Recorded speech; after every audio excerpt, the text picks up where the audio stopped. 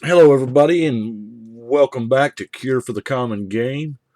We are going to talk today about Miss Narset. I Here again, this is not a deck that will make you friends. It is kind of a higher power level than most decks that I show, simply because of her nature. I mean, yeah, she is a 6 mana 3/3 first strike and hexproof. And that's cool, don't get me wrong. But her ability lends itself to be broken. Now, it's red, white, and blue, so we have some really, really American colors here, and there's some nasty things. Anyway, what I did with Narset was there are no creatures in the deck on purpose. She is it. It's not exactly a one-man army, but it kind of can be. Now, how I do that is imagine, if you will, Narset, no creatures, and the Proteus Staff. Now, the Proteus Staff is gosh, that last line is hard to get past. Play this ability as a sorcery. But basically, that block of text there, that novel that you got to read, you spend 3 mana, you tap it, you put a creature you control on the bottom of your library, you flip till you hit a creature, that creature hits in play. Here's the important part. The player then puts that card into play and the rest on the bottom of his or her library in any order. Now, we have no creatures. So we have Narset. And we just swung with Narset and we got her trigger. And Narset is tapped. We tap our 3 mana for the Proteus Staff, put her on the bottom of the library, flip the deck up because there's no other creatures, put Narset back into play, and then I get to set my library. We'll let that sink in a little bit. You get to put the revealed cards back on the bottom of the library in any order. You just revealed your whole deck. Setting yourself up for the absolute perfect Narset trigger the next turn. Now, this is no secret, because when you do that, when you have the ability to set your library, weird things are going to happen. I mean, people are automatically going to target you. Narset is probably going to die. You may even die just because of the sheer shenanigans you are doing. But those two cards, that's why I went down the road, is Proteus Staff, Narset, because I want to maximize the top of my library to make sure, and because Narset doesn't play creatures for free anyway. So, we'll start with the typical round of mana rocks. The Dynamo, the Sisay's Ring, Mana Vault, Power Stone, and Gilded Lotus. That's right. All my soul rings are in use. I do not have a soul ring for this deck. Weird. I've only got like 100 and something, but they're all in use. I'm always looking for more soul rings. It's just, soul rings is one of those cards that I have a price in my mind that I can't pay more than, and if I can't find any for that price, I just won't buy any. Anyway, the rest of the artifacts, Spelldock and Ore, Elixir of Immortality, because there is a possibility to deck yourself, and because mill is so prevalent. Chroma's Memorial does work. It's also one of those sweet things to reveal and to get to cast for the free off her ability. Now, just in case there's 2 cards I put in here specifically for Narset, and you're going to think this is kind of weird, but Narset has to swing to get that trigger. You really don't care about her doing combat damage. I mean, you don't care about her making contact. You just got to declare her as an attacker. So, I'm running Maze of Ith because it's a great card anyway, but you can also get that trigger and then pull her back so she don't die in combat if there is something that can block her. Also, the more underused version of Maze of Ith, Reconnaissance. It's 1 mana. It only works for creatures you control, though. That's why it's so dang cheap. But it does let you get your attack triggers. Now, Stronic Resonator obviously will trigger Narset twice. So you'll look at the top 4 and cast those and look at the top 4 again, and it gets pretty sweet. Now, to make sure that you get your Proteus Staff or Resonator, whatever piece you need, you have your Word of Invention and your Fabricate, Mystical Tutor, and Planar Bridge. Enlightened Tutor is not in here. It should be. Here again, this is probably one of those next one I get. This is where it'll go, but it's not. But now, Planar Bridge, y'all know how I am with Planar Bridge, and I love this card, and it's just, I mean, we see these numbers. We see 6 to cast and 8 to use all the time, every damn game. We're going to play this card. I mean, and because Narset has some higher casting cost stuff, one of them, here, hell, I'll just go ahead and throw it out there. Y'all know it's coming. If there's a Planar Bridge and a Narset, you know the Omniscience is in there.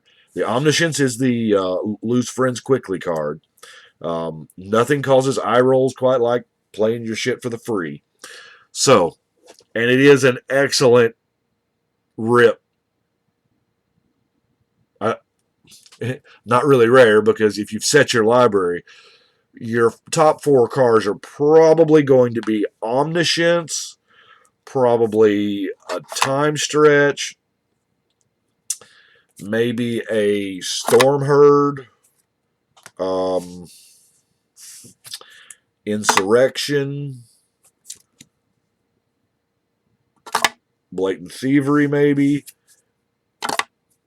I like the laws of the Invincible Hymn just because sometimes you end up taking some damage. You know, people, your winning creatures will, come at you. Heroes Remembered.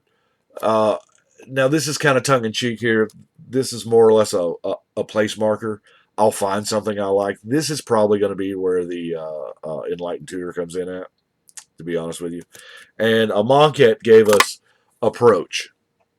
Now, nothing is balling like free approach followed by free approach. It's pretty sweet. Now, Mind Blaze, I want to make sure that you can read this. Name a non-land card and choose a number greater than 0. Say, let's choose 1. Target player reveals their whole library. If the library contains exactly the chosen number, exactly 1 of the named card, because that's what we named, it deals 8 damage to that player. This is just about a guaranteed 8 damage. In EDH, you're only going to have 1 copy of something. Obviously, you're not going to choose a land, because you can't. But it's kind of sweet. Most people play with Soul Ring. Soul Ring's a good bet. By the time that you're casting this, you're going to have enough knowledge of the deck to know that, well, they've probably got a Lightning Bolt in there, or they've probably got a, Temple of False God or a Rogue's Passage or whatever the hell, And you're probably casting it for the free off the top of Narset. Let's roll through the walkers real quick. Got a little bit of Chandra action. Chandra, Gideon, and Gideon. Now, those 2 Gideons, especially, it was hard for me not to include the other 2 Gideons, by the way, because Gideon has the unique ability as a Planeswalker to become a creature. If something weird, some kind of weird shenanigans happens with your Proteus Staff, you can, and it's not working somehow, you can actually turn Gideon into a dude and do it that way. Then we, of course, have a Johnny. Making some cats, getting some counters, whatevs. Johnny's not real strong here. I concede that. Okie dokie. Now, also, we got to have a way to protect our girl. Now, she does come packed with hexproof already, but protection from creatures is pretty good. The fact you get to draw a card is just upside. Whisper Silk Cloak is everything. I mean, when Narset goes to bed at night, let's see if I can clean this up a little bit. She dreams of the Whisper Silk Cloak, okay? Unblockable, shroud. This is everything you want in one convenient package. Now, the Dark Steel Plate helps quite a bit. More so from us because, you know, we're going to blow up some stuff. And then, of course, these Swiftfoot boots gives her haste. She already has the hexproof. But now, I am giving the old Gideon's Intervention here a test drive around the block. This will be the first deck I put it in. But it seems good. It seems really good. I played an F&M, or not an F&M. I played in game days with a standard deck. Wow, yeah, right. I built a standard deck. Mark it down. Anyway. And I played against a guy who had this. And this did work. This was amazing. Josh absolutely stomped me with this card. Now, because it is proactive and retroactive, you can play it to prevent them from casting their general or something you know they have. Or once they've got their general, it prevents the damage it would do to you. So it's really good. He showed me the ways of Gideon's Intervention. Now, let's blow up some stuff. We have Dusk, and there's also Dawn. I mean, we're probably never going to cast the Dawn part because, you know, it just doesn't apply. Mass Calcify does kill everything except Narset. Divine Reckoning. Everybody goes down to one dude, so that's exactly what we want. Cataclysm is, oh my God, Cataclysm's a beaten in a jar. This card was nuts back then, and they put it in the From the Vault. That's where this copy came from. One artifact, one creature, one enchantment, and one land, and then they sacrifice the rest. It's not destroy, so the indestructible shit don't care. It's sacrificed. Cataclysm's, as I said, beaten in a ball. And Rout and Supreme Verdict. Now, we've got some more utility stuff. Like, it'd be really cool if all our shit had flash. I mean, really, really cool. In the event you do live the dream and you rip the Omniscience and you're like, wow, I get to play cards for the free. Well, then you got to draw them jokers. Mine's Unbound can get ridiculous over time because the more time that passes, the better it gets. Does it sound like another card that might be familiar? The more time that passes, the better it gets. Soothsaying. Wow. Now, a lot of people have tried to make this work as a top. This is not a top. It does, I mean, it may be a little more versatile than a top. I don't know that it's the same quality. It cannot save itself from being destroyed, but it does have the shuffle clause in there. So if you don't like what you see, you can, you know, totally. And I can't imagine X ever being less than 4 in this deck. But anyway, Aggravated Assault. Yeah, y'all saw the pretty one in one of the blast decks. It's actually a cheap invocation, but this is really good to attack with her, get the trigger, maybe Stronic Resonate it, trigger again, spend some mana on the assault, untap her, and do all that shit all over again. Yes. Which is why I have like the Relentless Assault and the Fury of the Horde and Carpe Diem and World at War. All those things to give multiple combats. Now, Rush of Knowledge is just a card drawing machine. And ideally, you're going to draw 10 off of it from Omniscience. That is, you know, magical Christmas land. Time reversal. It's a draw 7 spell. That's what it is. It's a draw 7. Inundate does not mess with Narset. Ether Spouts is really neat. I mean, it's probably the best fog variant I've ever seen. Of course, we have our Condemn, Cyclonic Rift. You got to have the Cyclonic Rift. In a deck this hardcore, it just has to happen. A Brainstorm. Now, Oblation, however, can be really, really good. It can be very, very effective offense or defense. If somebody, most of the time, what I'm doing with Oblation is I'm protecting my Omniscience with it. It is an instant. Omniscience is a real target when it's out there. And if somebody's going to target it to destroy it, I'm just going to oblate it back into my library, draw 2 cards, and go on down the road.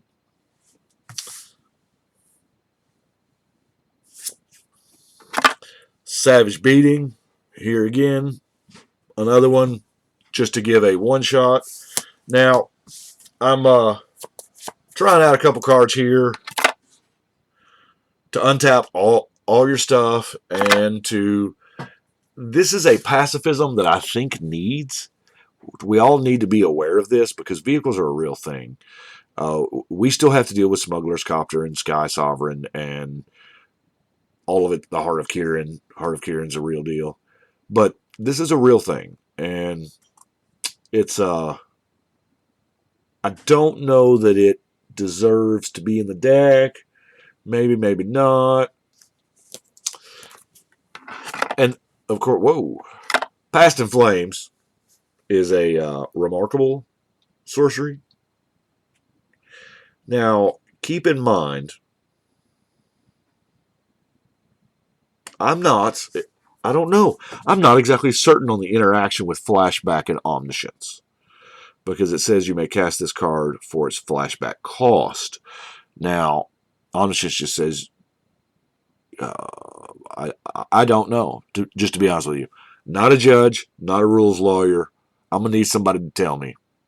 Anybody figured it out? Holla at your boy. And lastly, I normally don't do the non-basic lands, but Rogue's Passage is an all-star in the deck, and it just needs to be shown. That is what I've got for Miss Narset. This deck was requested, so I try to point out when a deck is requested, just so you know that I do them. I am really close to finishing the build of Mariki. So she'll be coming up soon. Probably Elish Norn will be coming up soon.